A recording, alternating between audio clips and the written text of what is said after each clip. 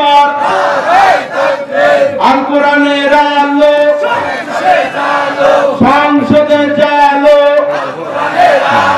লড়াই তাকবীর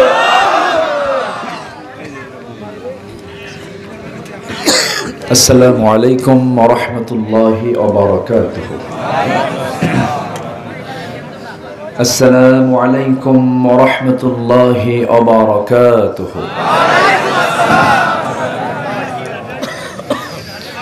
إن الحمد لله الأكرم الذي خلق الإنسان وكرم وعلمه من البيان ما لم يعلم فسبحان الذي لا يحصى امتنانه باللسان ولا بالقلم نشهد أن لا إله إلا الله وحده لا شريك له ونشهد أن سيدنا وحبيبنا ومولانا محمدا عبده ورسوله الذي أرسله بالحق بشيرا ونذيرا وداعيا إلى الله بإذنه وسراجا منيرا فقد قال الله تعالى في كلامه المجيد وفرقانه الحميد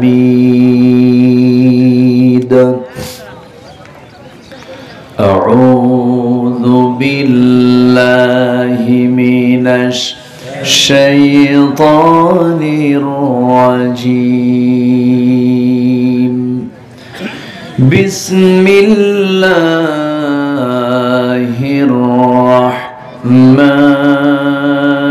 الرحمن الرحيم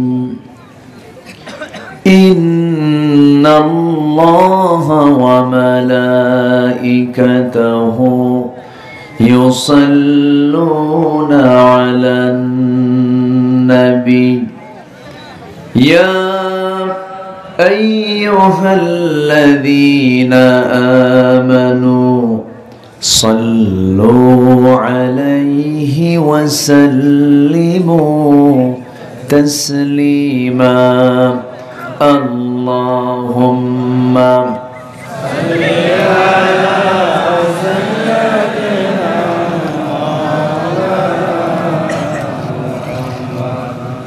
وعلى آله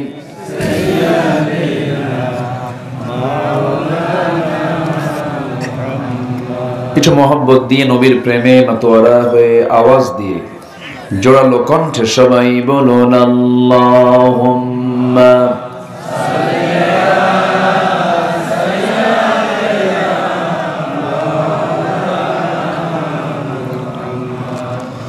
وعلى آله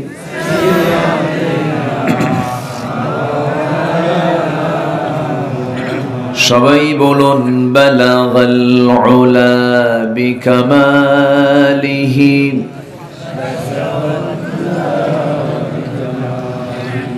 حسنت جميع خصاله صلوا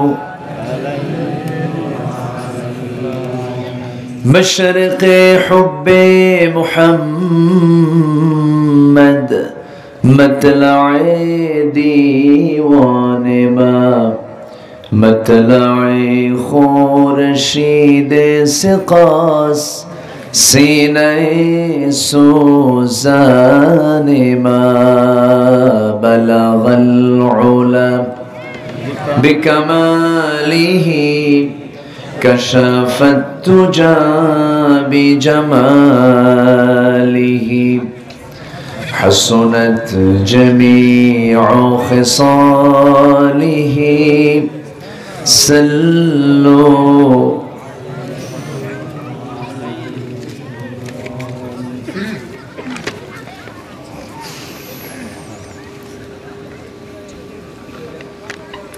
দেশের উত্তরাঞ্চল রংপুর জেলার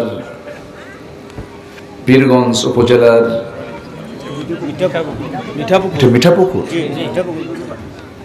মিঠাপুকুর উপজেলার খামার মুকিমপুর যুব সমাজ মাহফিল ইন্তেজামিয়া কমিটি কর্তৃক আয়োজিত দিনের বেলা অনুষ্ঠিত দ্বিতীয় বার্ষিকী তাফসীরুল কুরআন মাহফিল 2024 মহৎ আয়োজনের সম্মানিত সুযোগ্য সভাপতি, আজকের মাহফিলের বরেণ্য প্রধান অতিথি, উনি ওনার প্রয়োজনীয় কাজে চলে যাচ্ছেন।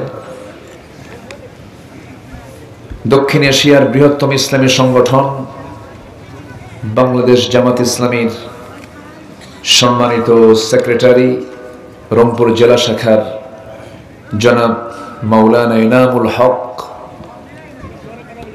আজকের মাহফিলের বরেণ্য অতিথিবৃন্দ, বিশেষ করে আমার পূর্বে কথা বলেছেন সূত্রাপুর কেন্দ্রীয় জামে মসজিদের সম্মানিত খতিব আমার ভাইজান মুফতি শরীফুল ইসলাম আশরাফি হাফিজাহুল্লাহ। আজকের মাহফিলের প্রধান আকর্ষণ, যাদেরকে নিয়ে আজকের এই সাজানো গোছানো সুন্দর একটা আয়োজন, সামনে উপস্থিত দূরে কাছের বিভিন্ন স্থান থেকে ছুটে আসা কালেমার ঝান্ডাবাহী, তাওহীদের পতাকাবাহী, দ্বীন ইসলামের নরসারদুল বীর মুজাহিদ, প্রাণ প্রিয় সম্মানিত দ্বীনি ভাইরা, আড়ালে বসে আছেন শ্রদ্ধেয়া সম্মানিতা মা বোনেরা। আলোচনার সূচনায় আনুষ্ঠানিকতার মধ্য দিয়ে আমার পক্ষ থেকে আবারও দিল খোলা সালাম, আসসালামু আলাইকুম ওয়া রাহমাতুল্লাহি ওয়া বারাকাতুহু। সবাই কেমন আছেন? আমাকেও প্রশ্ন করলেন। জি, আল্লাহ তাআলা আমাকে তো আপনার সাথী রেখেছেন, এখন একসাথেই তো বসে আছি, আমরা ভালো আছি, বলি আলহামদুলিল্লাহ। ভালো ছিলাম না তো, দীর্ঘদিন ভালো ছিলাম না।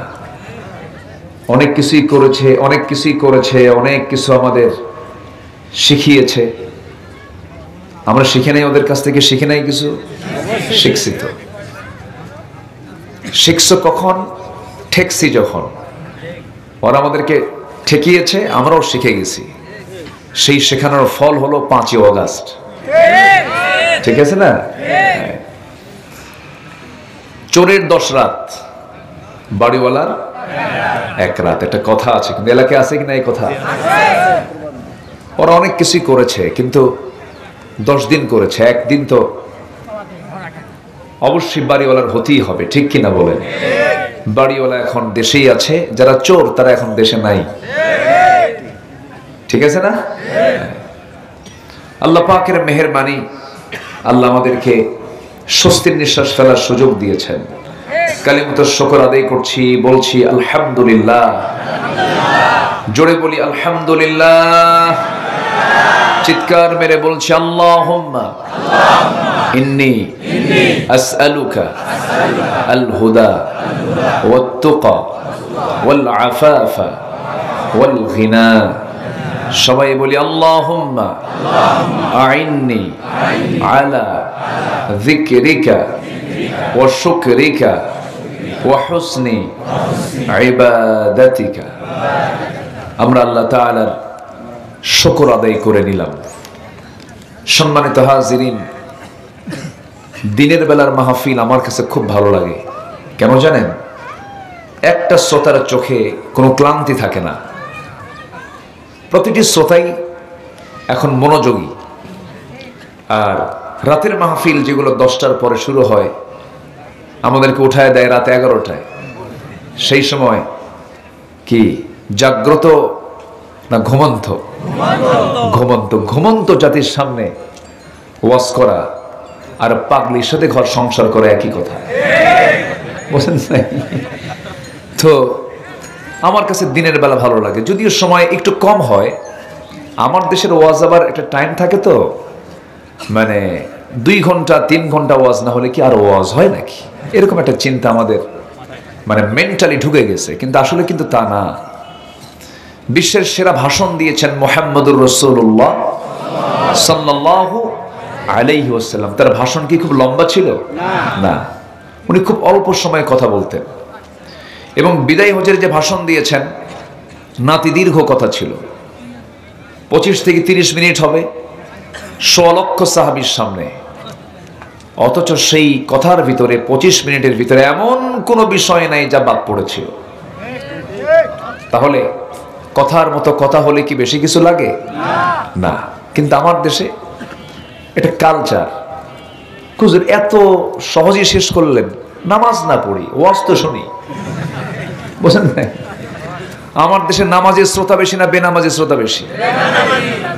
বেনামাজের শ্রোতাই বেশি। অনেক জায়গায় দেখা যায় যে আসর পরে, দিনের বেলা মাহফিল, আসর পরে আমাকে উঠায় দেয়, এরকম কিছু কিছু জায়গা আছে, লোকজন আসতে দেরি হয়। আমি বলি আপনারা ভুল করলেন তো। কেন? যারা ওয়াজ শুনতে আসছে তাদের নামাজের দায়িত্ব দিলে তোরা বেকায়দে পড়ে যাবে। কিছু শ্রোতা আছে ওয়াজ শুনবে কিন্তু নামাজের, আসছে ওয়াজ শুনতে, নামাজ পড়তে আসছে নাকি? কি কথা কি বুঝতেছেন আপনারা? এরকম শ্রোতা আমার দেশে আছে না নাই? আছে। হ্যাঁ, আচ্ছা। না না না, আমরা আজকে থেকে নামাজ ধরবো, জোরে বলি ইনশাআল্লাহ। জি, ওয়াজ হলো, ওয়াজ শুনলাম, নামাজই হলো না, তাহলে লাভটা হলো কি? আজকে যারা বসেছি, বসা আল্লাহ পাক নসিবে জুটিয়ে দিয়েছেন। বেনামাজির মানসিকতা নিয়ে আজকের এই মাহফিল থেকে আর কেউ উঠবো না। জোরে বলি ইনশাআল্লাহ, আরো জোরে বলি ইনশাআল্লাহ, আর একটু জোরে বলি ইনশাআল্লাহ। নামাজ আগে। জানেন এই নামাজ না পড়ার ভয়াবহতা কি জানেন? আল্লাহ পাক খুব রাগ করেন নামাজ না পড়লে। আপনি অন্য কিছু আকাম কুকাম করছেন, আল্লাহ মাফ করতে পারেন, কিন্তু নামাজ এটা মারাত্মক ব্যাপার। আল্লাহ খুবই ক্ষেপে যান। এবং জাহান্নামে যাওয়ার যতগুলো কারণ আল্লাহ পাক বলেছেন কোরআনে বারবার, এর মধ্যে 1 নম্বর কারণ কি বলেন তো? জোরে বলেন, নামাজ। অথচ 53 বছর এ দেশ মুসলমান শাসন করেছে। 71 থেকে নিয়ে 2024 সাল, 16 বছর, 25 বছর, 9 বছর। আপনাদেরটা 9 বছর, কিন্তু বোঝেন নাই আপনারা?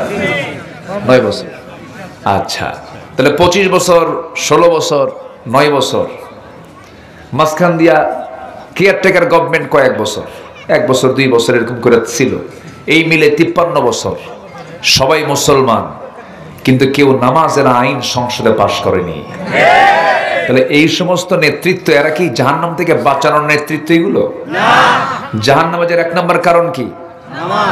অথচ আপনার সেই সরকার, আপনার সেই গভর্নমেন্ট জাহান্নাম থেকে যে 1 নম্বর বাঁচার যে কাজ, নামাজ আদায় করা, সেই বিলটাই সংসদে পাশ করা নাই। ওই সমস্ত নেতৃত্ব আর মানতে চাই না। আগামীর সরকার দেখতে চাই আমরা নামাজের সরকার। আল্লাহ কবুল করুন, আল্লাহ কবুল করুন, আল্লাহ কবুল করুন। ওয়াজকে আল্লাহকে ওয়াজ তো শেষ, কি ঠিক আছে না? এটাই তো কাজ আমাদের।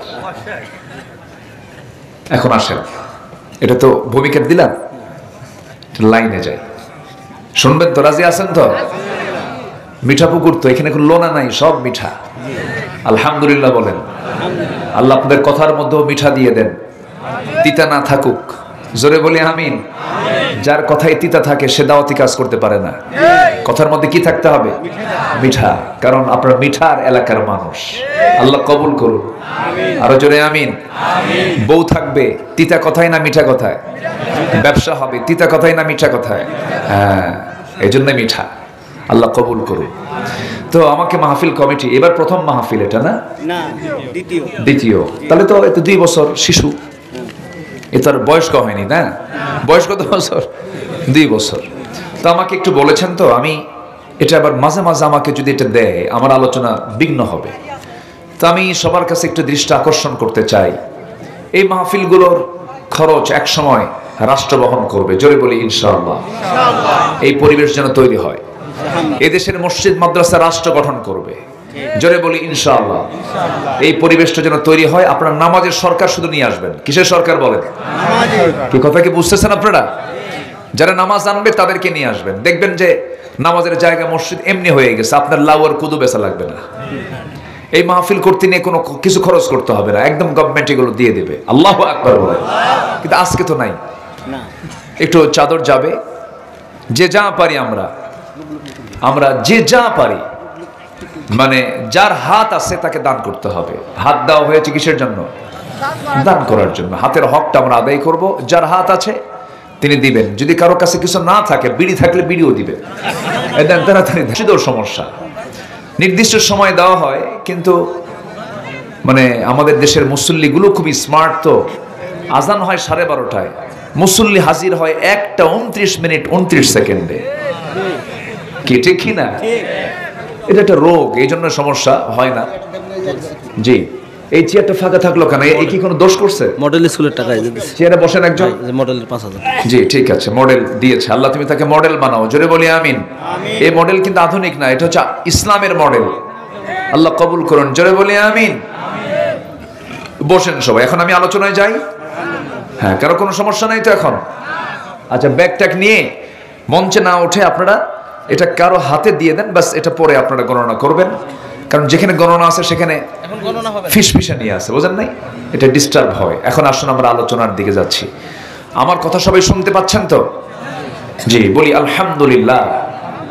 লোকজন এখন আসতেছে, কিন্তু লোকজন মাঠ ভরে যাবে। সবার শেষে যে লোকটা আসবে বলবে, হুজুর কি ওয়াজ করলো, বুঝলাম না কিছুই, কিন্তু আসছে কি সবার শেষে। তো এরকম কিছু লোক থেকেই যায়, এরা ওয়াজ কোনোদিন বুঝবে না, এরা বললে বুঝবে সব ওয়াজ। এখন আসেন আমরা এখন আলোচনার দিকে যাই। সম্মানিত ভাইয়েরা, সম্মানিত দ্বীনি বন্ধুগণ, 53 বছর যা পাইনি তা আমরা অগাস্টের পর থেকে কিছু পাচ্ছি, কিছু ফ্লেভার পাচ্ছি। যেমন এই ওয়াজ মাহফিল শুধু বিগত 16 বছর বন্ধ হয়েছিল তা নয়, এর আগেও বন্ধ হয়েছিল। হরতাল করেছে মাহফিলের দিন। 80-র দশকে যারা ক্ষমতার মসনদে ছিলেন তারাও মাহফিল বন্ধ করেছেন। 90-এর দশকে যারা ক্ষমতায় ছিলেন তারাও মাহফিল বন্ধ করেছেন। শুধু এটা 16 বছরের রেকর্ড নয়, এর আগেও বন্ধ হয়েছে। 1999 সালে আমার নামে মামলা হয়েছে, 1999 সালে। আর এই 16 বছর তো কথাই নেই। মাহফিল আমাকে লক্ষ্য করে গুলিও করা হয়েছে। সেক্রেটারি মহোদয়কে পিটায়া মঞ্চ থেকে নেমে তাকে থানায় নিয়ে রিমান্ডে নিয়ে তাকে মামলা দিয়েছে। ওই মাহফিলে তারা পুলিশের লাঠিচার্জ করার পরেও 3 দিন পরে শুনলাম ওই মামলার আমি হলাম 1 নম্বর আসামি। বুঝলেন তো? এই হচ্ছে চিত্র। এই চিত্রগুলো আমরা দেখেছি এই 53 বছরই বলা চলে। কিন্তু এই কয়েকটা মাস আমরা একটু আরাম পাচ্ছি, স্বস্তি নিঃশ্বাস ফেলতে পারছি। মাহফিলগুলো আমরা নির্বিঘ্নে কথা বলতে পারছি। বলি আলহামদুলিল্লাহ। জোরে বলি আলহামদুলিল্লাহ। শোনেন, জুলুম টিকসই হয় না, যেখানেই হোক না কেন। আপনি অফিসে জুলুম করবেন, হবে না। বাড়িতে তাও টিকবেন না আপনি। যেখানেই জুলুম থাকবে সেখানেই অবশ্যই তার পতন আছে না নাই? ফেরাউন পৃথিবীতে বেঁচে ছিল 1600 বছর। কত বছর? 1600 বছর। আর বিগত সরকার এরা ছিল হলো 16 বছর। সংখ্যার যে মিল হলো কেমনে বুঝলাম না। বুঝলেন? একটা মিল কিন্তু হয়েছে সংখ্যার। ওটা ছিল হলো লেডিস, ওটা হচ্ছে ফেরাউন, আর এটা হচ্ছে লেডিস ফেরাউন। ঠিক কিনা? রোগ কিন্তু দুজনের একই ছিল। ফেরাউনের রোগ ছিল হলো ক্ষমতা থাকতেই হবে, ক্ষমতা ছাড়া যাবে না। এদের রোগ কি ছিল? থাকতেই হবে, ছাড়া যাবে না। রোগের মিল আছে না নাই? রোগের যদি মিল হয়, পতনের মিলও আছে না নাই? আছে, মিল তো থাকবেই, একই তো। আসুন, আমরা নামাজ দিয়ে শুরু করেছি, কিন্তু আমরা নামাজ দিয়ে আজকে শেষ করব। জোরে বলি ইনশাআল্লাহ। আপনি চরিত্রবান হবেন, আপনি ভালো হবেন, দেশ ভালো হয়ে যাবে। পৃথিবী গড়ার আগে নিজকে গড়তে হবে। পৃথিবী গড়তে হলে আগে কি কাকে গড়তে হবে? নিজেকে গড়তে হবে। রাষ্ট্র আগে দেখবেন কখন? নিজের রাষ্ট্রই তো আগে দরকার। মাথা থেকে পা পর্যন্ত 3.5 হাত দেহকে রাষ্ট্র না? রাষ্ট্র কিনা বলেন? আমার চোখকে চালায় আল্লাহ চালায়। ছায়া থাকেন মেয়ে মানুষের দিকে, আল্লাহ চালায়।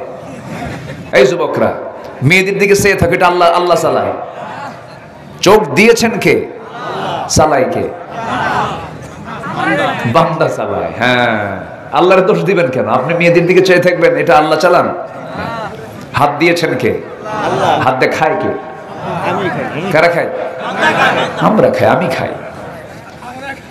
চোখ দিয়েছেন আল্লাহ, হাত দিয়েছেন আল্লাহ, পা দিয়েছেন আল্লাহ, মেধা দিয়েছেন আল্লাহ, সব আল্লাহ দিয়েছেন, কিন্তু আমাকে মুক্ত করে দিয়েছেন। এই চোখ দিয়ে খারাপ কিছু দেখা যাবে না, কান দিয়ে খারাপ কিছু শোনা যাবে না, অন্তর দিয়ে খারাপ কোনো চিন্তা করা যাবে না, কারণ ইন্নাস সামআ ওয়াল আবসারা ওয়াল আফইদা কুল্লু উলাইকা কানা আনহু মাসউলা। শ্রবণ শক্তি, দৃষ্টি শক্তি, অন্তর শক্তি সব একদিন জিজ্ঞাসিত হবে কার কাছে? আসতে বলবেন না, কার কাছে? আল্লাহর কাছে জিজ্ঞাসিত হবে। এজন্য আমরা যা বলবো ভেবে বলবো, যা দেখবো ভেবে দেখবো, চিন্তা করে দেখবো, যা শুনবো ভেবে চিন্তে দেখবো, যা চিন্তা করব সঠিক চিন্তা করব, খারাপ কোনো চিন্তার দিকে যাব না। কারণ আল্লাহ রাব্বুল আলামিন কি ভয়ঙ্কর আয়াত দিয়েছেন একটা জায়গায়। আল্লাহ রাব্বুল আলামিন বলেন সূরা ইয়াসিনের মধ্যে, যারা পারেন ঠোঁট মিলিয়ে বলুন, আল-ইয়াওমা নাখতিমু আলা আফওয়াহিহিম ওয়া তুকাল্লিমুনা আইদিহিম ওয়া তাশহাদু আরজুলুহুম বিমা কানু ইয়াকসিবুন। জোরে বলুন আল্লাহু আকবার। আমি আজকের দিনে তোমাদের মুখটাকে মোহর মেরে দিলাম, মোহরাঙ্কিত করে দিলাম। তোমাদের মুখটা, জবানটা বন্ধ হবে, কারণ যারা মিথ্যা কথা বলবে দুনিয়াতে তারা আখিরাতেও মিথ্যা বলার চেষ্টা করবে। আল্লাহ এই জন্য তাদের মুখে মোহর মেরে দিবেন, কারণ অভ্যাস চেঞ্জ হয় না। অভ্যাস চেঞ্জ হয় না, ওই অভ্যাস নিয়ে সেদিন সে হাজির হবে। মুখটা বন্ধ হয়ে যাবে, সাক্ষ্য দেবে তার হাত, সাক্ষ্য দেবে তার পা। চিন্তা করে দেখুন, এই হাত আমার বিরুদ্ধে চলে যাবে একদিন, কত কাছে ছিল, এই পা একদিন আমার বিরুদ্ধে চলে যাবে যদি আমার আল্লাহর আইনটাকে না মেনে চলি। আমার বন্ধুগণ, সেই কঠিন দিনের জন্য আমাকে একটা বিষয় মাথায় রাখতে হবে, আল্লাহর সামনে আমরা দাঁড়াবো, লজ্জা নিয়ে দাঁড়াতে চাই না, সম্মান নিয়ে দাঁড়াতে চাই। বলেন বলেন, কি নিয়া? আল্লাহ বলছেন সম্মান যদি পেতে চাও, আমার কাছে যদি সম্মান পেতে চাও, বংশগত মর্যাদা আমার কাছে পাবে না, চেহারার সৌন্দর্যের মর্যাদা আমার কাছে পাবে না। আমার কাছে মর্যাদা পাবে হলো ইন্না খালাকনাকুম মিন যাকারিন ওয়া উনসা ওয়া জাআলনাকুম শুউবান ওয়া ক্বাবাইলা লিতাআরাফু ইন্না আকরামাকুম ইনদাল্লাহি আতকাকুম। তোমাদের ভিতরে সেই লোকটা আমার কাছে সবচাইতে বেশি দামি, কোনো প্রেসিডেন্ট নয়, কোনো মন্ত্রী নয়, কোনো এমপি নয়, কোনো সচিব নয়, কোনো ডাক্তার নয়, কোনো ইঞ্জিনিয়ার নয়, কোনো এমপি মন্ত্রী নয়। আমার কাছে সেই লোকটাই দামি। সে যদি রাস্তার ফকির হয়, সেই বান্দা যদি আমি আল্লাহ একমাত্র আমাকে ভয় করে, মানে মুত্তাকি বান্দা। জোরে বলুন সুবহানাল্লাহ। আমরা সম্মান পেতে চাই কার কাছে? আসতে বলবেন না, কার কাছে পেতে চাই? আল্লাহর কাছে সম্মান পাওয়ার জন্য সবার আগে আমার আল্লাহকে খুশি করতে হবে। আমার আল্লাহ রেগে যান এক নাম্বার কোন কারণে বলুন তো? বলুন, নামাজ যখন শুরু করছি, যখন এটা দিয়েই শুরু করি। সম্মানিত ভাইয়েরা, যুবকরা যারা আছো তারা মনোযোগ দিয়ে শোনো। বিজয়টা আসছে, আল্লাহ বিজয় দিয়েছেন, তোমাদের সাহস হয়েছিল। আবু সাইদ বুকটা উঁচু করে, দুহাত দুই দিকে দিয়া বুকটা উঁচু করে কেমনে মারা গেল? তার মার কাছে একদিন গিয়েছিলাম আমি, পীরগঞ্জে, ওই যে জাফরপুর, জাফর পাড়া, যায় পুরার পাড়া তো একই, তো এত ভুল ধরলে হয় নাকি? আচ্ছা, যাই হোক, গিয়েছিলাম। তার মাকে বললাম, খালাম্মা আপনি কেমন আছেন? ভালো, আলহামদুলিল্লাহ। তো এক পর্যন্ত বললেন যে সবাই তো আসে দেখা করতে, কেউ তো আবু সাইদকে সাথে নিয়ে আসে না। কি কথা বুঝতেছেন কি আপনারা? সবাই তো আসে, কিন্তু আমার আবু সাইদকে কেউ সাথে তো নিয়ে আসে না। মার মন তো বোঝানো খুব কঠিন, যার যায় সে বোঝে। এরকম একটা আবু সাইদ না, হাজার হাজার আবু সাইদকে শেষ করে দেওয়া হয়েছে। হয়তো আবু সাইদের নামটা ফুটে উঠেছে, কিন্তু সব অসংখ্য এরকম যুব সমাজকে ধ্বংস করা হয়েছে। জানেন, চোখ তুলে নেওয়া হয়েছে, হাত কাটা হয়েছে, পা কাটা হয়েছে, ইনজেকশন পুশ করা হয়েছে। আয়না ঘরে নিয়ে কি দামি দামি মানুষগুলো, আল্লাহওয়ালা মানুষগুলোকে রেখে কেমন অত্যাচারগুলো করেছে। ব্যারিস্টার আরমান তিনি বলতেছিলেন যে আমি 8টা বছর আয়না ঘরে ছিলাম, আমি আকাশের সূর্য দেখতে পাইনি। চিন্তা করা যায়? ব্যারিস্টার আজমি বলেন আমি 8টা বছর জেলখানায় ছিলাম, এই আয়না ঘরে ছিলাম, আমাকে ভালো পানি পর্যন্ত দেওয়া হয়নি পান করার জন্য, ড্রেনের পানি আমাকে পান করানো হয়েছে। কি ছিল তাদের জীবন! অথচ একজন ব্রিগেডিয়ার জেনারেল, যিনি বর্তমান সেনাবাহিনী প্রধানের, তিনি শিক্ষক। কি দোষ ছিল? শুধু দোষ ছিল হলো মানবতার কথা বলা, হকের পক্ষে কথা বলা, খুনিদের বিরুদ্ধে কথা বলা। এটাই ছিল তাদের অপরাধ। আমরা এই বাংলাদেশ আর দেখতে চাই না। রাজি আছেন তো সবাই? এই বাংলাদেশ আমরা না দেখে আমরা দেখতে চাই কোরআনের বাংলাদেশ। কিসের বাংলাদেশ দেখতে চাই আমরা? বলেন, কিসের বাংলাদেশ? কোরআনের বাংলাদেশ আমরা দেখতে চাই। জোরে বলি ইনশাআল্লাহ, আরো জোরে বলি ইনশাআল্লাহ। সম্মানিত ভাইয়েরা, নামাজটা পড়বো তো নাকি? আমার দেশে নামাজি কত পার্সেন্ট জানেন? মাত্র 5 জন নামাজ পড়ে 100 জনে। 100 জনে কয়জন? 5 জন। আর বাকি 95 জন পড়ি না। এটি কি ছোটখাটো কোনো অপরাধ? বলেন, বিশাল বড় অপরাধ। কিন্তু কোরআনকে প্রশ্ন করুন, কোরআন বলো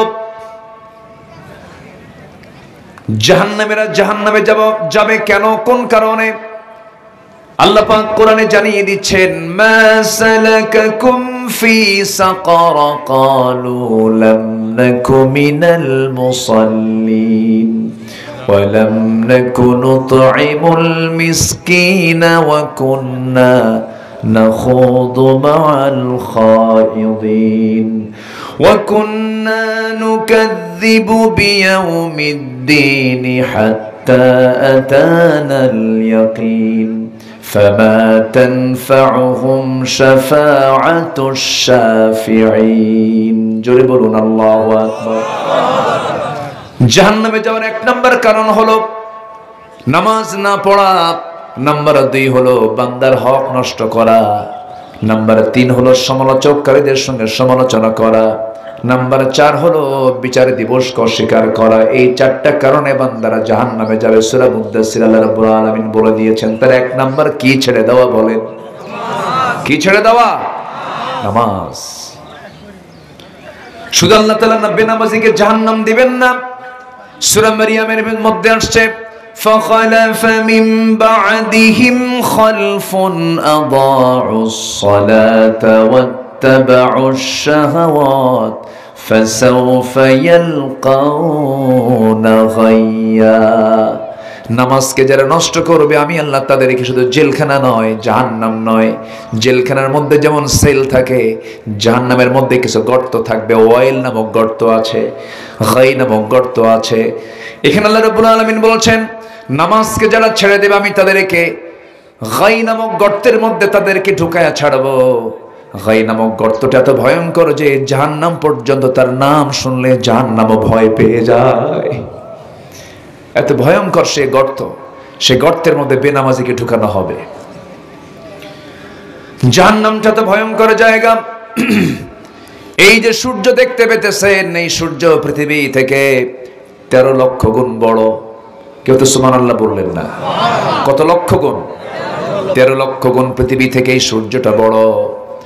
আবার এই সূর্যের চেয়েও কিছু তারকা আছে, তারকাগুলো এই সূর্যের চাইতে 30 লাখ গুণ বড়। জলে বলি আল্লাহু আকবার। কোটি কোটি গুণ বড় ওই তারকাগুলো। জাহান্নাম যে প্রস্তুত করা হয়েছে বান্দার জন্য, অবাধ্য বান্দার জন্য, সেই জাহান্নামের গর্তের মধ্যে যদি এই সূর্যকে ফেলে দেওয়া হয়, সূর্যকে যদি ছেড়ে দেওয়া হয়, বাচ্চার মুখে চকলেট ঢুকলে কিছুক্ষণ পর যেমন নিঃশেষ হয়ে যায়, জাহান্নামের গর্তের মধ্যে এই সূর্য যখন ঢুকে দেওয়া হবে, সূর্য এমনই হেরে যাবে। এত ভয়ঙ্কর সেই জাহান্নাম। সেই জাহান্নাম থেকে বাঁচার জন্য আমাকে আপনাকে চেষ্টা করতে হবে। জাহান্নাম থেকে বাঁচার জন্য আমাকে আপনাকে 1000 বার চেষ্টা করতে হবে। নামাজ ছেড়ে দেওয়া যাবে না। আমার দেশে যদি আজকে নামাজ কায়েম হতো 53 বছরে, আজকে 5% নামাজি হতো না, বরঞ্চ 95% নামাজি হতো, 5% বেনামাজি হতো। এটাই তো সংখ্যা, এটাই তো হওয়ার কথা ছিল। কিন্তু আজ পর্যন্ত আমরা এদেশের মুসলমানকে নামাজি বানাতে পারিনি। কি আইন পাশ করেছি আমরা? যে নেতৃত্বে নামাজ নাই, যে নেতৃত্বে ইসলাম নাই, যে নেতৃত্বে পরকাল নাই, যে নেতৃত্বে আমার রাসূল নাই, সে নেতৃত্বের মুখে আমরা জুতা মারি, থুতু মারি। রাজি আছেন কারা কারা? হাত উঁচু করে দেখা।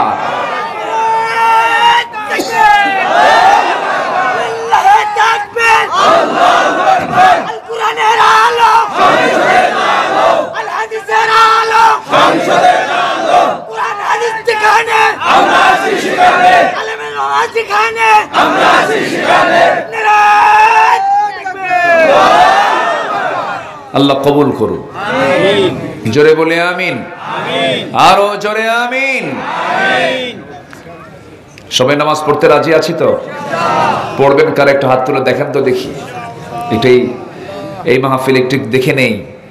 মসজিদ তো ভরে যাবে আজকের থেকে ইনশাআল্লাহ। দেখি হাত তো তোলেন না, তোলেন না, একটু তুলে রাখেন না। কারা কারা নামাজ পড়বেন একটু তুলে রাখেন। একটু হাতটা নাড়া দেন তো এরকম করে একটু।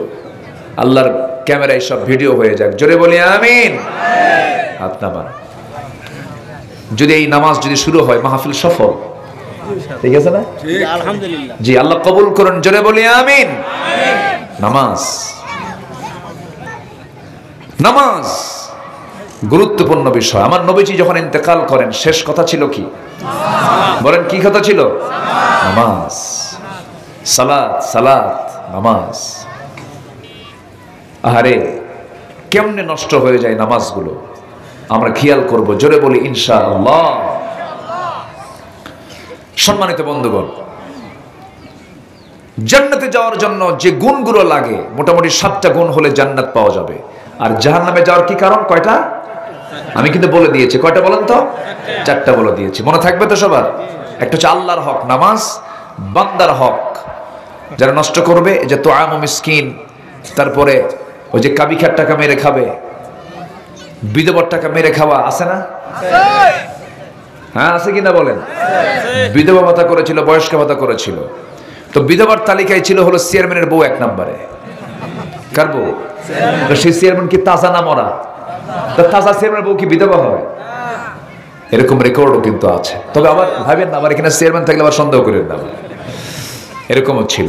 আমরা ওগুলার দেখবো না, আমরা সামনে দেখবো নামাজি, সব নামাজি দেখবো আমরা। জোরে বলি ইনশাআল্লাহ। এমন চেয়ারম্যান হবে যার পিছনে আপনি নামাজ পড়বেন। এমন জনপ্রতিনিধি হবে, এমপি হবে, যার পিছনে আপনি নামাজ পড়বেন। এমন এমপি হবে আপনার মৃত্যুর পর তিনি নামাজ পড়াবেন। এমন জাতীয় লোককে আমরা নির্বাচিত করব। জোরে বলি ইনশাআল্লাহ। কষ্ট দিয়ে ফেলতেছি আপনাদেরকে, কষ্ট পাচ্ছেন না তো? হুজুর, আপনি এগুলো কি প্রচার করতে আসছেন? এটাই বাস্তব। ধান্দাবাজ দেখেছি আমরা সারা জীবন। একটা অনিসলামী দলের নেতা, অনিসলামী দলের নেত্রী বলে, আগামী নির্বাচনে আমরা ক্ষমতায় আসলে কি মদিনার সনদে দেশ চালাবো। দেখছেন, এই কথা তো শয়তানও বিশ্বাস করবে না। কইছে না এই কথা? কইছে না? আগামী ক্ষমতায় আসলে পরে কি করব? মদিনার সনদে দেশ চালাবো। মদিনার সনদ তো না, মোদির সনদে দেশ চালাইছে। মোদির সনদে, ঠিক কিনা?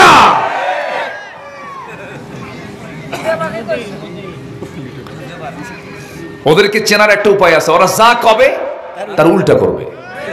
কি কথা কি বুঝতেছেন?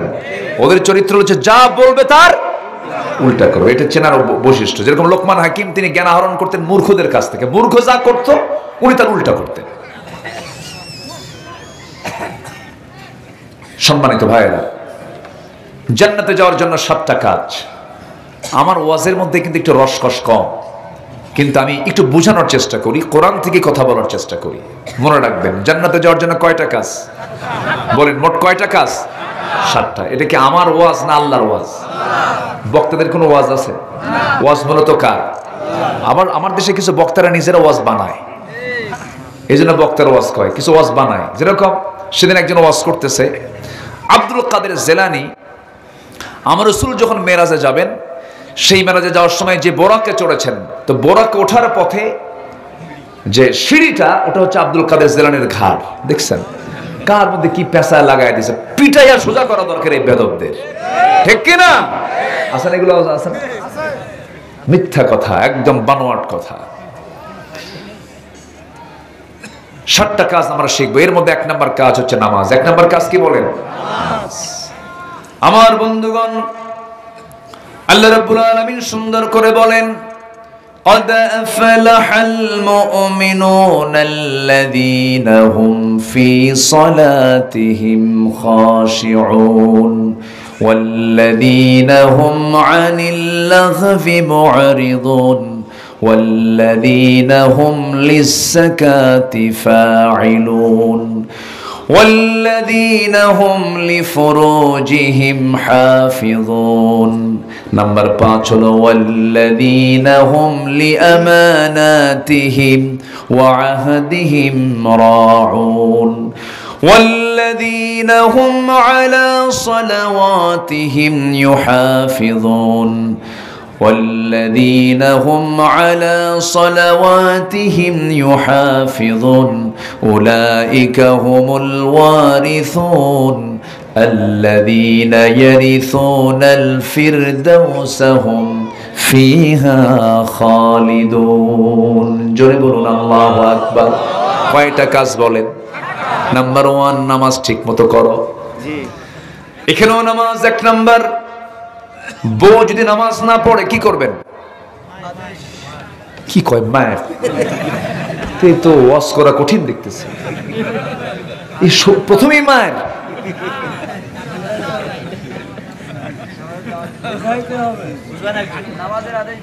নামাজ না পড়লে কি করবেন? হ্যাঁ বলবেন একসঙ্গেই থাকি, একই ছাদের নিচে থাকি, তো দুনিয়াতে তোমার যৌবন আমাকে দিলা, আমার যৌবন তুমি নিলা, তুমি কি চাও না জান্নাতে গিয়ে আমরা একই সঙ্গে একই ছাদের নিচে থাকি? বলবেন, বুঝাবেন, কাম হবে না? আজ থেকে কাম হবে না? লাঠি দিয়া মারলি থাম, 14 শিখ দেখাবো তোরে, থাম না। রাসূল কোন স্ত্রীকে মারেন নাই, আমরাও মারতে যাব না। জোরে বলে ইনশাআল্লাহ। গায়ের শক্তি কার বেশি? স্ত্রীর গায়ে শক্তি বেশি না পুরুষের গায়ে শক্তি বেশি? তো শক্তি বেশি দিছে দেখি মারবেন আপনি? না, মেরে শাসন করে আপনি ভালো করতে পারবেন না। আপনি মারতে গেলে তো এটা অসম হলো, অসম যুদ্ধ না, ওর গায়ে শক্তি কম, আপনার শক্তি বেশি। কি অসম? সমান সমান হলে তখন কুল ঘুষি মারা যায়। ও মারল, আপনিও মারলেন, সে তো দুর্বল, তো তার গায়ের শক্তি কম। এটা যুদ্ধ করতে গেলে কি কি অসম দরকার না সম দরকার? সে তো অসহায়, তারা নিয়ে আসছেন শ্বশুর বাড়ি থেকে, বাপ মা সাইরা থুইয়া, সব থুইয়া। মেয়েদের তো কোনো বাড়ি নাই আসলে, আগে মায়ের বাড়ি থাকে, সেখান থেকে স্বামীর ঘরে আসে, স্বামী যায় আবার ছেলের ঘরে থাকে। মেয়েদের জীবনটা, আমার রাসূল কোনোদিন মেয়ে ছাড়া থাকেন নাই। 3 দিন পার হতো না আমার নবীজি ফাতিমার খবর রাখতেন। সুবহানাল্লাহ বলেন। মেয়েদের প্রতি কখনো অবিচার করবেন না, স্ত্রীকে কষ্ট দিবেন না, মেয়েদেরকে কখনো অবহেলার চোখে দেখবেন না।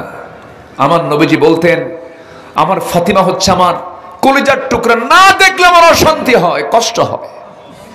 সুবহানাল্লাহ বলবেন না?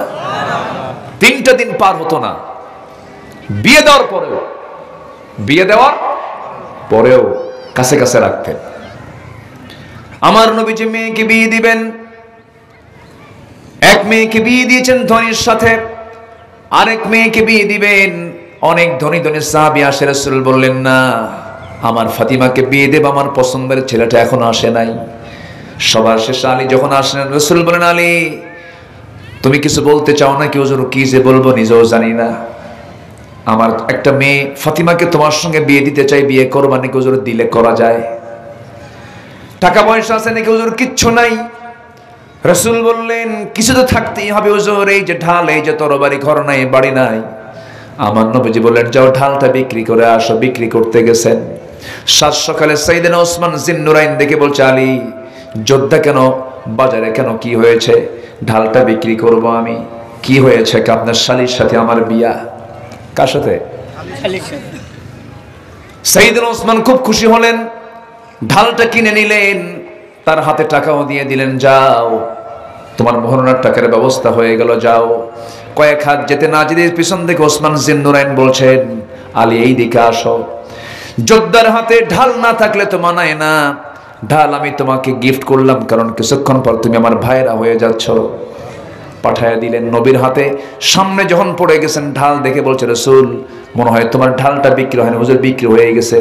কে নিয়েছে? ঢাল তো তোমার হাতেই দেখছি। হুজুর বিক্রি করছি, টাকাও পাইছি, আবার এটা গিফটও পাইছি। কে? ওসমান। লোক আর খুঁজে পাও নাই।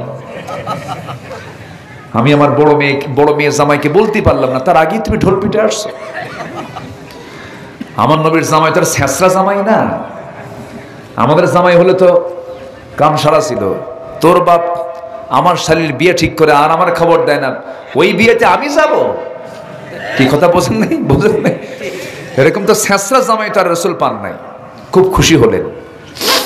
আমার নবীজি বিয়ে দিলেন, একদম অনাড়ম্বরপূর্ণ বিয়ে, কোনো খরচ নাই, সিম্পল বিয়ে দিলেন। যাওয়ার সময় বললেন মা যাচ্ছ স্বামীর ঘরে, মৃত্যুর দিন পর্যন্ত যেন একটা নালিশ স্বামীর বিরুদ্ধে না আসে, যাও। এমন স্বামী আমি তোমার দেই নাই। সুবহানাল্লাহ বলবেন না?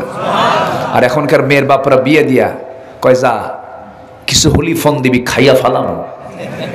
এই আসে না? বলেন তো আসে না? যে ফ্যামিলিতে শ্বশুর বাড়ির প্রভাব বেশি খাটবে, সমস্যা। কি রাগ করতেছেন নাকি কথাগুলো? এই সমস্ত কথার সঙ্গে জীবনের সম্পর্ক আছে না নাই? আছে না নাই? আচ্ছা, মিলায় নিবেন। একদিন পাইছি তো সব কথা তার বলতে পারছি না। আমার নবীজি ফাতিমাকে দারুণ মোহাব্বত করতেন। একদিন বিয়ের পরে আমার নবীর সামনে এসে বলছেন আব্বা জান, ঘর তো নিজের নাই, ভাড়া ঘরে থাকি।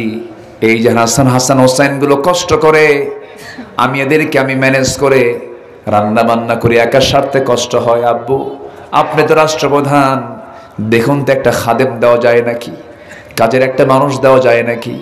রাসূল বললেন মা এইদিকে আয়। কাছে নিয়ে বলছে ফাতিমারে শোনো, আমার জুব্বা আমি ধুই, আমার কাপড় আমি ধুই, আমার ঘর আমি ঝাড় দেই, আমার বাড়িতে তুমি কোনো কাজের মানুষ দেখেছো নাকি? না। বিশ্বনবী যদি তার কাজের জন্য কোনো মানুষের প্রয়োজন মনে না করে, তোমারও কাজের মানুষের প্রয়োজন নাই মা। দুনিয়াটাকে ছোট করে ফেলো। আমার মেয়ে মা ফাতিমা তুমি বাড়িতে যাও, আমি তোমাকে একটা আমল শেখায় দিলাম। সুবহানাল্লাহ, আলহামদুলিল্লাহ, আল্লাহু আকবার 33 বার করে সকাল সন্ধ্যা পড়বে। সমস্ত কাজগুলো আমার আল্লাহ তার জিম্মাদারি হয়ে যাবে। যাও। আবার ওইদিকে ওসমান জিন্নুরাইন বিশাল বড় ধনী জামাই, সম্পদের কোনো কমতি হতো না। মাঝে মাঝে রাসূলের কাছে এসে বলতেন হুজুর এত সম্পদ আর আমার ভাল লাগে না, আপনি আমার জন্য দোয়া করেন, টাকা যেন কমে, টাকা যেন। আচ্ছা এরকম ধনী কি দুনিয়াতে এখনো আছে? কোন ধনী কি কয় যে হুজুর আমার জন্য দোয়া করেন টাকা যেন কমে যায়? এরকম দোয়া কেউ চায়? এটা আবার কোন ধনী? নবীর কাছে এসে কি কয়? টাকা যেন কমে। আমার নবীজি বলেন ওসমান টাকা কমার জন্য দোয়া করতেছ, কিন্তু ওসমান আমি তোমাকে একটা প্রশ্ন করব। কি প্রশ্ন? তুমি যখন খাইতে বসো তোমার খাওয়ার আদবটা আমি একটু জানতে চাই। তিনি বলেন হুজুর শুধু মাটিতে কেন, উটের পিঠেও যদি দাঁড়ানো অবস্থায় যদি খাই কোনো কিছু, সেই সময় আমার উটের পিঠ থেকে খেতে নিয়ে যদি কোনো দানা, একটা দানাও যদি উটের পিঠ থেকে পড়ে যায়, পিছলা যদি পড়ে যায়, সেই সময় আমি চলন্ত উটটা থামায়া দিয়া বসায়া দিয়া ওই দানাটা আস্তে করে তুলে নিয়ে ধুয়ে মুছে সেটা খেয়ে নেই, নষ্ট করি না। রাসূল বললেন ওসমান তোমার সম্পদ তো কমা দূরের কথা, আরো তুমি বিপদে পড়বা, আরো বাড়বে তোমার সম্পদ। আল্লাহু আকবার বলেন। সম্পদ কম হলেও সমস্যা নেই, সম্পদ বেশি হলেও সমস্যা নেই। সমস্যা হচ্ছে আমার ম্যানেজমেন্ট, বন্টন, আমার বন্টন ঠিক আছে কিনা। আল্লাহু আকবার বলেন। গরিবেও সমস্যা নেই, ধনীতেও সমস্যা নাই। আমাদের মধ্যে কিছু রং কনসেপ্ট আছে। খালি ফকির হও না, সম্পদকে চোরদের হওয়া দরকার না আল্লাহওয়ালাদের হওয়া দরকার? আমাদের সম্পদ কাদের বেশি বলেন? আমাদের সম্পদ কাদের বেশি? চোরদের। এটাই তো বিপদ। কষ্ট পাচ্ছেন নাকি আমার বন্ধুগণ? এক নাম্বার হলো নামাজ। নামাজ ছাড়া যাবে না। নবীজি দুনিয়া থেকে বিদায় নেবেন, বিদায় লগন যখন চলে এসেছে, আমার নবীজি বিছানায় কাতরাচ্ছেন। রবিউল আউয়াল মাস। আমার নবীজি একজন স্ত্রী ঘরে তিনি পছন্দ করলেন, যে স্ত্রী ঘরে এখনো তিনি দাফন হয়ে আছেন, তার কবরটা সেখানে আছে। কোন মায়ের ঘর বলেন তো? আয়েশা। সবাই তো জানেন আলহামদুলিল্লাহ। আম্মা জান আয়েশা সিদ্দিক রাদিয়াল্লাহু তাআলা আনহা, সেই ঘরেই তিনি শুয়ে আছেন। আল্লাহ তুমি সবাইকে সেখানে গিয়ে সালাম দেওয়ার তৌফিক দাও। এত আস্তে আমিন বললেন? আমিন। জোরে বলেন না ভাই আমিন। কি যে প্রশান্তি লাগে নবীর কবরের সামনে দাঁড়ায় গেলে। কত যে আপন আমাদের, কত যে আপন। পৃথিবীর সবচেয়ে আপন জন হচ্ছে আমার মুহাম্মদ সাল্লাল্লাহু আলাইহি ওয়াসাল্লাম। যাবেন না কেন? নিয়ত করবেন। এক রিকশাওয়ালা, আমি হজে গেছি 2015 সালে। এক রিকশাওয়ালা ভাই আমাকে দেখে জড়ায় ধরছে। বাড়ি হলো যশোর। জড়িয়ে ধরে বলল, আমি আপনার খুব ভক্ত, আমি আপনার ওয়াজ শুনি। আপনি কি করেন? রিকশা চালাই। হজে আসলেন কি আপনি? একটানা 15 বছর আমি দিন 50 টাকা করে জড়ো করেছি। আল্লাহু আকবার বলবেন না? ইচ্ছা থাকলে উপায় হয়। চলে গেছে হজে। আল্লাহ কবুল করুন। জোরে বলি আমিন। সম্মানিত ভাইয়েরা, আম্মা জান আয়েশার ঘরে তিনি গেলেন। বলেন, আয়েশা আজান তো দিচ্ছে কিন্তু আমার শরীর তো নড়ে না, পারতেছি না, জামাতে নামাজ পড়তে পারবো না। তুমি আমার প্রিয় সাহাবী তোমার আব্বাকে বলো আমার মুসাল্লায় দাঁড়ায় যেন আমার দায়িত্ব পালন করে। মানে রাসূল বুঝায় দিলেন আমার পরে খলিফার দায়িত্ব পালন করবে আমার আবু বকর। তাহলে নেতৃত্ব আসবে বেনামাজি থেকে না নামাজি থেকে? বেনামাজি থেকে না নামাজি থেকে? তাহলে নিজেরা নামাজ পড়বো, নামাজি নেতৃত্ব গড়ে তুলবো। মনে থাকবে সবার? বেনামাজি আর বিড়ি খাওয়া, গাঁজা খাওয়া, মদ খাওয়া, এই নেতৃত্বের মুখে আমরা থুতু মারবো। দেখেছি আমরা, সব দেখা শেষ। আর দেখতে চাই না, আর ঠকতে চাই না। আমার নবীজি সুন্দর করে বললেন, তোমার আব্বাকে বলো। শুধু মুসাল্লায় আমার নবীর জায়গায় সাইয়েদনা আবু বকর দাঁড়ায় গেছেন। সব সাহাবী হাউমাউ করে কান্দে। সাহাবীরা কাঁদতেছে। সাহাবীদের কান্না দেখে আমার নবী যে আওয়াজ শুনে বলছেন, আমার আয়েশা, আমার প্রাণপ্রিয় সাহাবীরা কান্দে, আমি তো মুসাল্লায় দাঁড়াতে পারলাম না, নামাজ তো শুরু হয়ে গেছে, আমাকে একটু ধরো। আমার নবীজিকে ধরে আম্মা জান আয়েশা তাকে ধরে নিয়া জানালার কাছে গিয়ে দাঁড়ালেন। সাহাবে কেরাম নামাজ পড়তেছে, আমার নবীজির কোনা বেয়ে বেয়ে টপ টপ করে পানি পড়তেছে।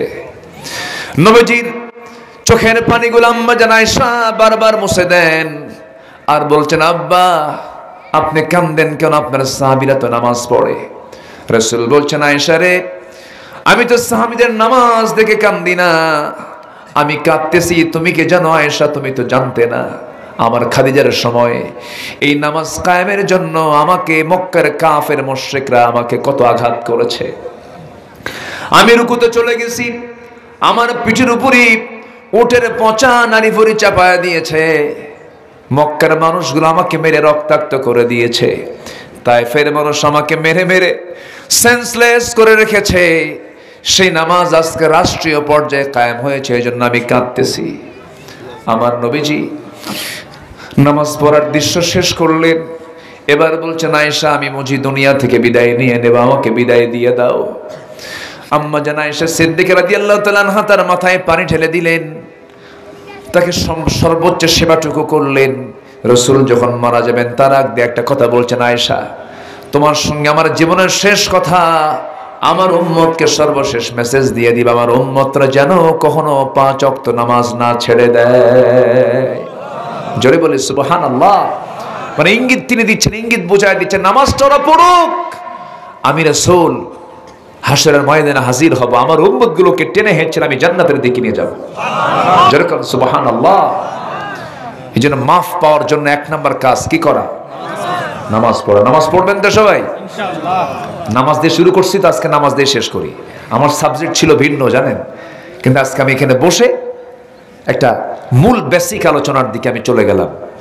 সম্মানিত ভাইয়েরা, এই গ্রামের নাম কি?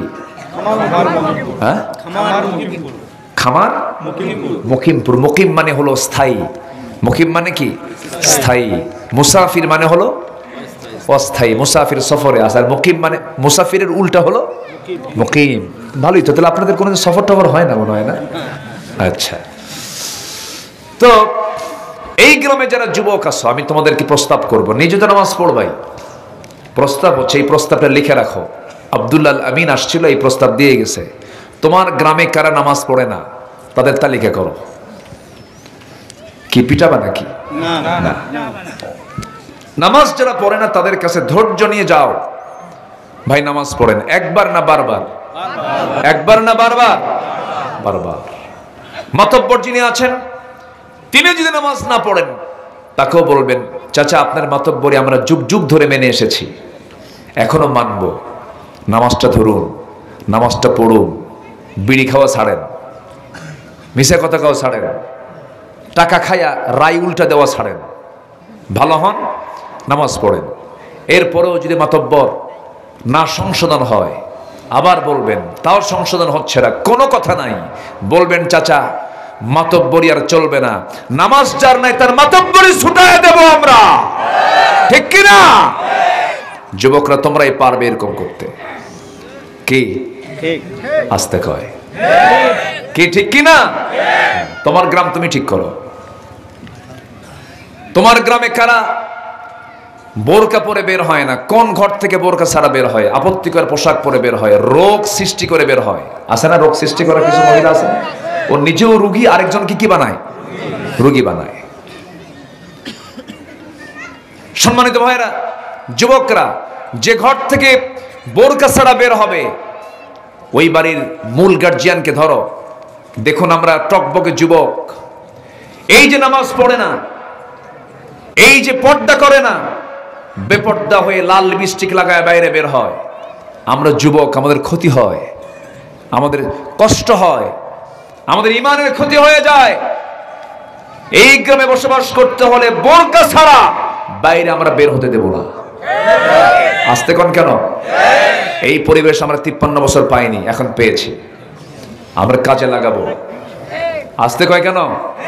জোরে বলি ইনশাআল্লাহ। পর্দা আমার ইচ্ছা, আমি পর্দা করতেও পারি নাও পারি, এই কথা শুনবো না আমরা, এই কথা আমরা শুনবো না। পর্দা করা কি? আস্তে পর্দা করা কি ফরজ, খেয়াল রাখতে হবে। আল্লাহ কবুল করুন, জোরে বলি আমিন। কিছু স্বামী আছে বেজুত মার্কা স্বামী, কিছু আছে খুব দুষ্ট, বুঝলেন? নিজের বউ নিজে দেখ, ও জাতিকে দেখায়, এরকম কিছু আছে না? আছে না? বউটাকে সুন্দর করে বোরকা না পড়ায়া লাল লিপস্টিক লাগায়, চুলটা ছেড়ে দিয়ে লাল শাড়ি পরায়া R15 লেটেস্ট ভার্সন হুন্ডাই তোলে, যার প্যাসেঞ্জার সিট হলো 3 তলা আর ড্রাইভিং সিট হলো আন্ডারগ্রাউন্ড, ঠিক আছে না? দিলাক্ষান টান, এক টানে চলে গেছে রংপুর। কিন্তু হুন্ডা যখন চালায় তখন তো আওয়াজ কম, সেই আওয়াজে সবার চোখের দিকে আসবে না, তো অ্যাট্রাকশন করা যায় কেমনে? ওই পাইপ খুলে ফেলে, স্যালেঞ্জার খুলে ফেলে, তখন হয় হেলিকপ্টারের আওয়াজ। যখন নিয়ে যায় মানে হেলিকপ্টারের আওয়াজ দেখে সবাই চায় থাকে, দেখে যে যাচ্ছে। কিছু আছে না, পুরুষ আছে না, এরকম আছে না? সন্ধ্যার দিকে ফেসবুকে পোস্ট করে বউয়ের ছবি সহ, দিয়ে বলে প্রিয় বন্ধুরা আসুন আমার বউটাকে সবাই মিলে জামাতের সাথে দেখি।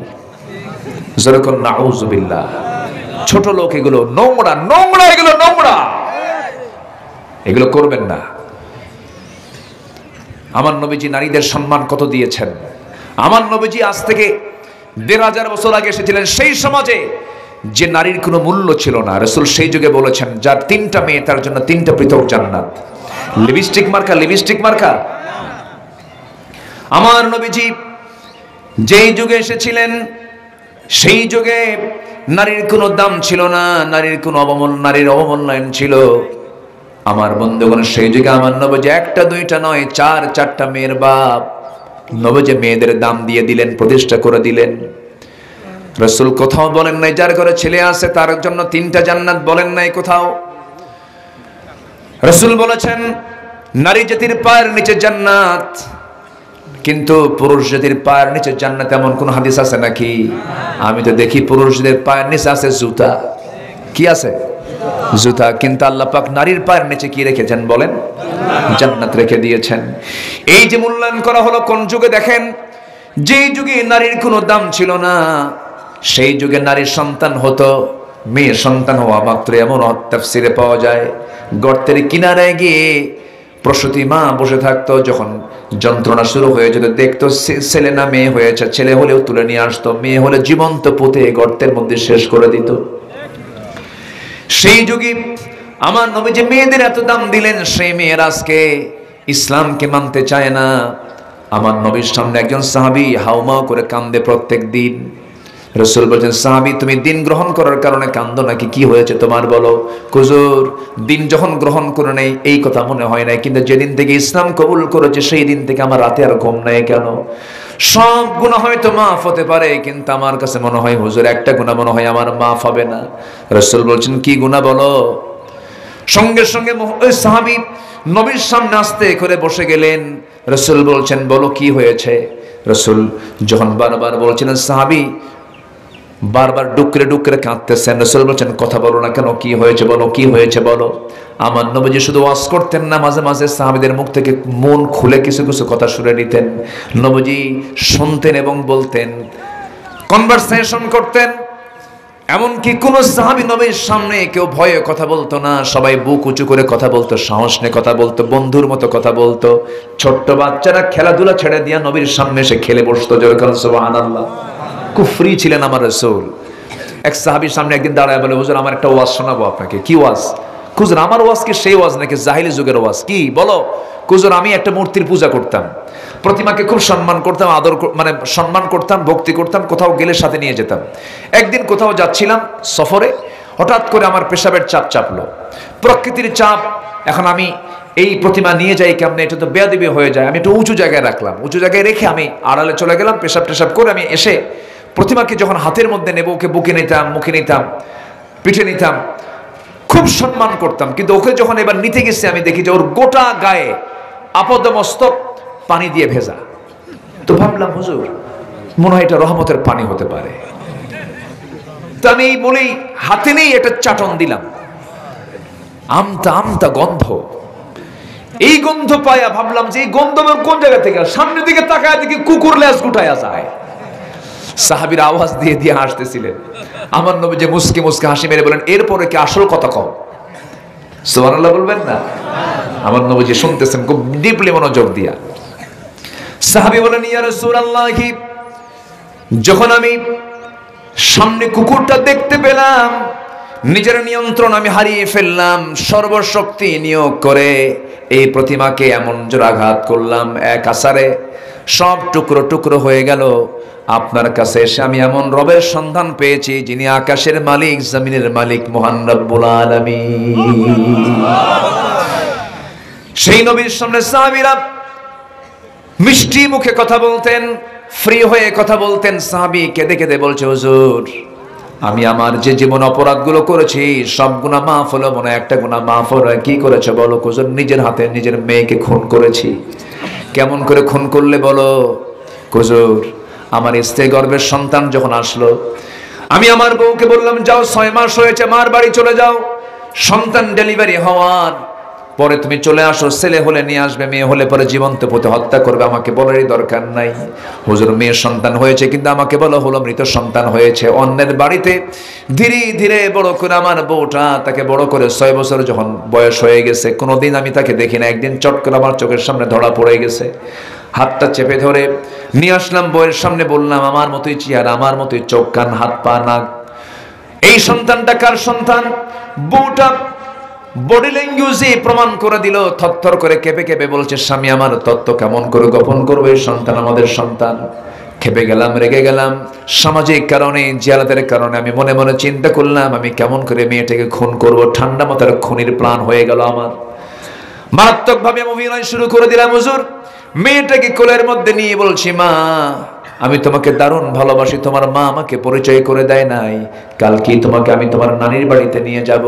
মেয়েটা সেই সময় হুজুর বলে তার মাকে লক্ষ্য করে বলে, মা তুমি আমার এই বাবার সঙ্গে আগে কেন পরিচয় করে দাও না? আমার বাবা তো অনেক সুন্দর ভালো মানুষ।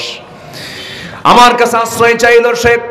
পরের দিন সকালবেলা আমি রওনা করলাম নূর নানির বাড়ির কথা বলে, জঙ্গলের দিকে রওনা করলাম। মেয়েটার মুখটা শুকায় গেল।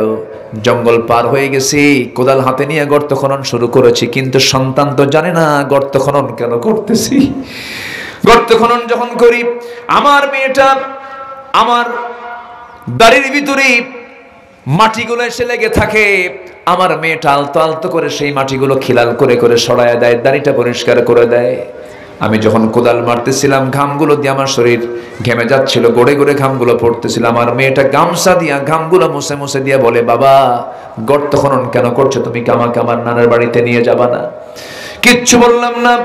গর্ত খনন যখন শেষ হয়ে গেছে, মেয়েটার দিকে তাকায় বললাম, মা দেখো তো গর্ত খননটা কেমন হয়েছে।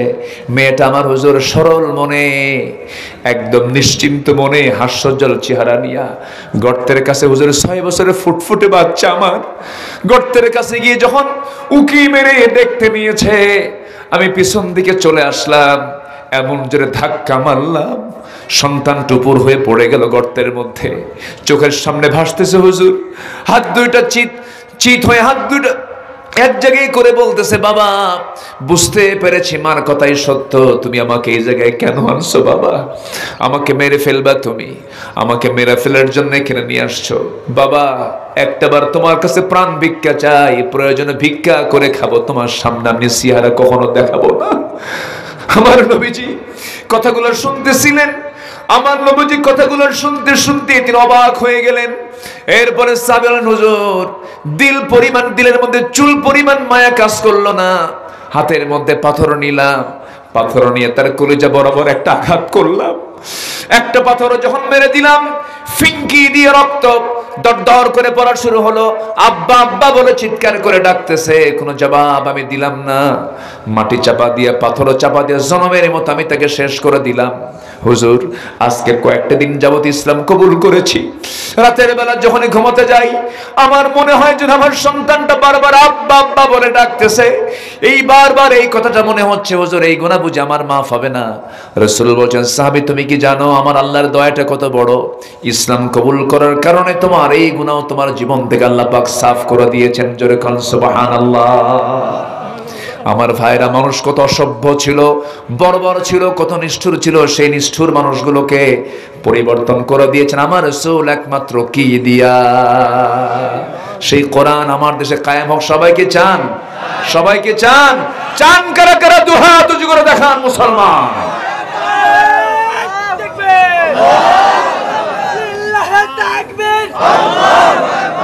কোরআনের আলো, সংসদের আলো, আল হাদিসের আলো, সংসদের আলো, তোমার নেতা আমার নেতা বিশ্বনবীর মুস্তাফা, সব নেতার পথ ছাড়ো, বিশ্বনবীর পথ ধরো। দেখবে আল্লাহ কবুল করুন, জোরে বলে আমিন। এখন থেকে আরো 10 মিনিট আগে আজান হয়ে গেছে, নামাজের ওয়াজ তো করতেছি তাই না? আজকে চেক হবে এখানে নামাজ পড়বে কারা। কি কথা কি বোঝা গেল? এখন অনেকে বলে, হুজুর আমার পাজামা ঠিক নাই। এরকমও আছে, পাজামা ঠিক না থাক, পানির ছিটা দিবেন, ঠিক হয়ে যাবে ইনশাআল্লাহ। নামাজ মাফ নাই, নামাজ কি মাফ নাই। রাসূল জিহাদের ময়দানে সাহাবীরা গেল, রাসূল আগে খোঁজ নিতেন নামাজ ঠিক মতো হয়েছে কিনা। আল্লাহু আকবার বলেন। নামাজ কার হক? আসতে বলবেন না, কার হক? এই ওঠে কে ধরেন তো, ওঠে কেন? বসেন, এখন তার কোনো সাফসুপ থাকার কথা না, বসেন। খুব ভালো আপনারা, বলি আলহামদুলিল্লাহ। আমি খুবই আনন্দিত আজকের আপনার মাহফিলে আসতে পেরে। কিন্তু রাস্তা দিয়ে যখন আসলাম মনে হলো এটা কি রাস্তা, এটা পুলসিরাত ফেল। হ্যাঁ, জনপ্রতিনিধি যারা আছেন তাদের দৃষ্টি আকর্ষণ করছি, এই যুগে এসেও যদি এই রাস্তার যদি বেহাল দশা হয় তাহলে কি হলোটা কি বলেন তো? কাজ হওয়া দরকার। কি কাজ হওয়া দরকার আছে না নাই? আচ্ছা, আমরা সুষ্ঠুভাবে কাজগুলো চাই। আমরা কষ্ট তো অনেক কষ্ট। এই রাস্তা দিয়ে যদি কোনো মানে প্রসূতির মহিলা যদি ডেলিভারির জন্য যদি মিঠাপুকুরের দিকে যদি রওনা দেয়, রাস্তাই হয়ে যাবে সবকিছু। কঠিন রাস্তা তো চাচা, হ্যাঁ খুব জটিল। আল্লাহ তুমি এলাকার ভাইদেরকে নিরাপদে রাখো, ভালো রাখো, জোরে বলি আল্লাহুম্মা আমিন। আরো জোরে আল্লাহুম্মা আমিন। নামাজ পড়তে রাজি আছেন তো? নামাজ নষ্ট হবে কারো? আল্লাহ কবুল করুন। সম্মানিত ভাইয়ের, আজান আর 10 মিনিট আগে হয়ে গেছে। নামাজ আজান যখন হয়ে যায়, আজানের পরে আর কোনো কাজ জরুরি হয় না। আজানের পরে কি কাজ জরুরি বলেন? কি কাজ জরুরি বলেন? নামাজ। আরো দোয়া করতে করতে আরো 8-10 মিনিট, ওযু করতে করতে আরো 15 মিনিট চলে যাবে। আমরা এখন সোজা যতটুকু শুনেছি, আমার মনে হয় আমার এই আলোচনা যদি কারো জীবনে যদি এটা রেখাপাত করে, যদি বাস্তবায়িত হয়ে যায়, জান্নাত যাওয়ার জন্য আর কিচ্ছু লাগবে না। বলি আলহামদুলিল্লাহ। বসুন। আমরা এখন চাইবো কার কাছে?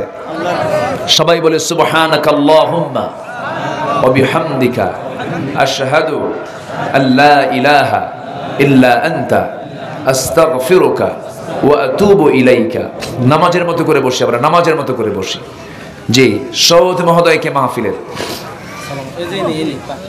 আপনি মাশাআল্লাহ ইয়াং সভাপতি, বলি আলহামদুলিল্লাহ। জি শুকরিয়া। জি, আমরা এখন দোয়ার দিকে যাব। চাইবো কার কাছে? আল্লাহর কাছে আমরা চাবো। আমার সাদ্দাম ভাই কই আছেন? সাদ্দাম তো নাই, সাদ্দাম তো শহীদ হয়ে গেছে। অনেক আগে মেরে ফেলছে না? ঈদের দিন মারছে। কিসের দিন বলেন? ঈদের দিন মেরেছে। ওরা একে একে পৃথিবীর কোন মুসলিম না থেকে রাখে নাই। ওদের প্ল্যান বড় ষড়যন্ত্র। আমাদেরকে খুব সজাগ থাকতে হবে। আমার দেশকে নিয়ে কিছু শকুনরা খুব লাগছে উঠে পড়ে। শকুনদের বদনজর আমাদের মোকাবেলা করার দরকার আছে না নাই? সতর্ক থাকবো আমরা। আল্লাহ সবাইকে বোঝার তৌফিক দান করুন, জোরে বলি আমিন। আসুন আমরা দোয়া করি। আমরা আল্লাহর কাছে চাবো, আল্লাহর কাছে চাবো আল্লাহ যেন আমাদের সকলের গুনাহগুলোকে মাফ করে দেন। আমিন। জি, আপনি দোয়া করে দেন। আপনি দোয়া করেন শরীফ ভাই। আমি করব? চাচা আপনি আসেন। মুসাফিরের দোয়া কবুল। খুব ভালো মানুষ, একসঙ্গে গাড়িতে আসছে, মুরব্বী। কিন্তু মুরব্বী বয়স হলেও তারুণ্যের ভাব আছে, যুবক। আলহামদুলিল্লাহ বলেন। আর কিছু যুবক আছে বুড়া মানুষের মতো, আছে না? কিছু আছে না? আর কিছু বুড়া আছে, ওরে বাপরে বাপ, ওর হায়াত যদি 300 বছর হতো তাও বুড়া হতো না।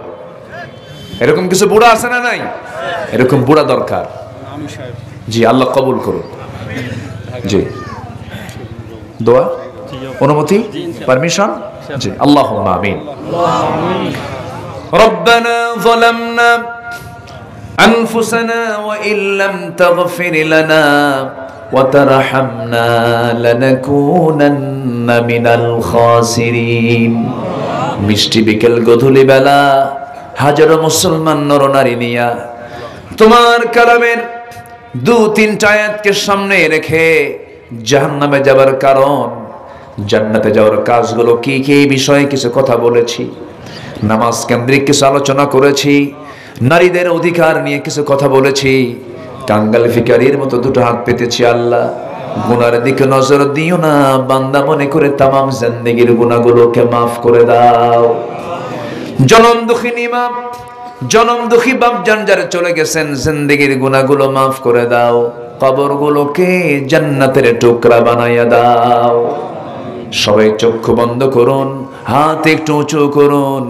আব্বা আম্মার জন্য আল্লাহ শেখানো দোয়া পড়ে আওয়াজ দিয়ে সবাই বলুন রব্বিরহামহুমা কামা রব্বায়ানি সগীরা। রব্বিরহামহুমা কামা রব্বায়ানি সগীরা। আল্লাহ তাআলা বিশেষ করে মাহফিলটার আয়োজন করলেন যারা, শোনার জন্য দূর দূরান্ত থেকে কষ্ট করে আসলেন যারা, বিনিময়ে কিয়ামতের কঠিন ময়দান যেদিন কেউ কাউকে চিনবে না, সেই কঠিন মুসিবতের দিনে মাহফিল সবার জন্য নাজাতের মাধ্যম তুমি আল্লাহ বানাইয়া দিও। তোমার বান্দাগুলো কিনে হাত তুলেছি, গধূলি বেলা মিষ্টি বিকেলে তোমার বান্দাদের যার যা চাওয়া তুমি আল্লাহ পাওয়া করে দিও।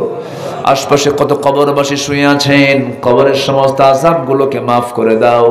কবরগুলোকে জান্নাতের টুকরা বানাইয়া দাও। মুকিমপুরের প্রত্যেকটা ঘরকে ইসলামের দুর্গ বানাইয়া দাও। ঘরে ঘরে খালিদ বিন ওয়ালিদ পয়দা করে দাও। আম্মা জান আয়েশা সুমাইয়ার মতো চরিত্রবতী মা তুমি আল্লাহ বানায়া দাও। দুনিয়া থেকে কোন দিন বিদায় নেব জানি না, ডান হাতে আমল নামা না আসা পর্যন্ত মরণ দিও না। বাবা গেল, মা গেল, দাদা গেল, দাদি গেল, নানা গেল, নানি গেল, বন্ধু বান্ধব সবাই চলে গেছে অনেকের। আয় আল্লাহ তাআলা তোমার কাছে ফরিয়াদ করি, ডান হাতে আমল নামা না আসা পর্যন্ত মরণ দিও না। কোন দিন মরে যাবো রে জানি না, তবে যেদিন মরে যাবো সেদিন টান মেরে ঘর থেকে বের করে দেবে। জীবনের শেষ গোসলটা হয়ে যাবে, মরামক সব দেখে দেখে চলে যাবে, কবরের দিকে নিয়ে চলে যাবে, কবরের সহায় দেবে, বাঁশ চাপা দেবে, মাটি চাপা দেবে। 24 ঘন্টা যাবে না, মাথার চুলগুলো খসে খসে পড়বে। 3 দিন যাবে না, চামড়াগুলো গলে গলে পোকার পেটের খাবার হয়ে যাবে। মাত্র 7টা দিন পেটের নারী ভরি সব চোখ মুখ কান নাক দিয়ে বের হওয়া শুরু হয়ে যাবে। চেহারা বিকৃত হয়ে যাবে, চেনা যাবে না। 3 মাসের পর যদি কবর খনন করে দেখা হয়, কয়েকটা হাড় ছাড়া কিচ্ছু থাকবে না রে। এই তো দুনিয়ার জীবন। মাথার চুলে শ্যাম্পু দিলাম, কাজ হলো না। গায়ের চামড়ায় তেল সাবান কত কি লাগালাম, কোনো কাজ হবে না।